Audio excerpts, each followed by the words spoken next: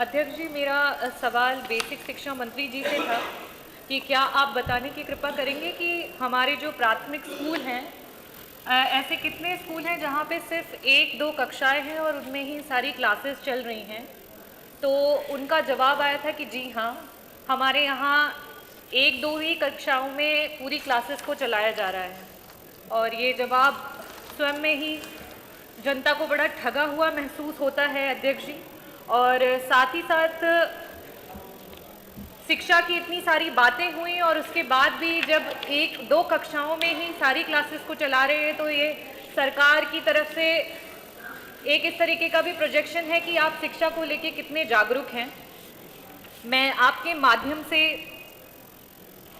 मंत्री जी से, जबकि उन्होंने ऑलरेडी ये बता दिया है कि ना तो सरकार के पास बच्चों के लिए प्रॉपर इंफ्रास्ट्रक्चर है,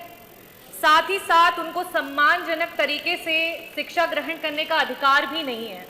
ऐसा क्यों? क्योंकि अधिकांश जगहों पर बच्चे आज भी टाट पट्टी पर बैठ करके पढ़ रहे हैं, चाहे वो भीषण गर्मी हो, चाहे वो ठंडी हो, चाहे बरसात। और अधिकांश जगह की जो इमारतें हैं वो जर्जर हो चुकी हैं।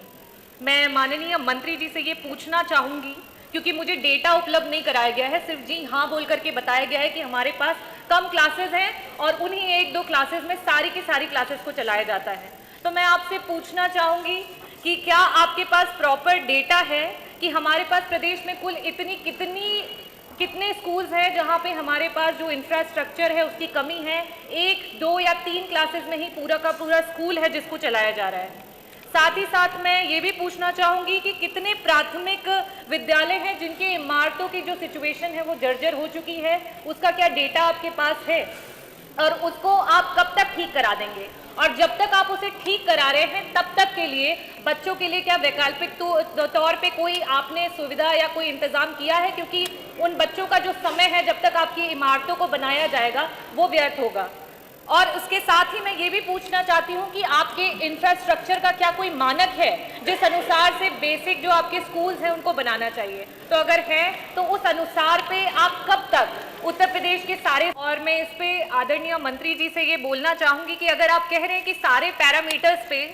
हमारी सरकार और आपकी सरकार में जमीन आसमान का फर्क आ चुका है, अगर हम प्राथमिक शिक्षा के विद्यालयों की बात करें, तो क्या सरकार इस बात पे राजी होगी कि हम एक कमेटी का गठन करके, जिसमें हमारे मेंबर्स पक्ष के भी हों और विपक्ष के भी हों, एक निरीक्षण किया जाए और निरीक्षण करके देखा जाए कि वो स्कूल्स की क्या सिचुएशन है, चाहे वो क्लासरूम्स हो, बेसिक सैनिटेशन हो या आपके जो भी पैरामीटर्स हो, और उसको यहाँ पे रखा जाए। और ये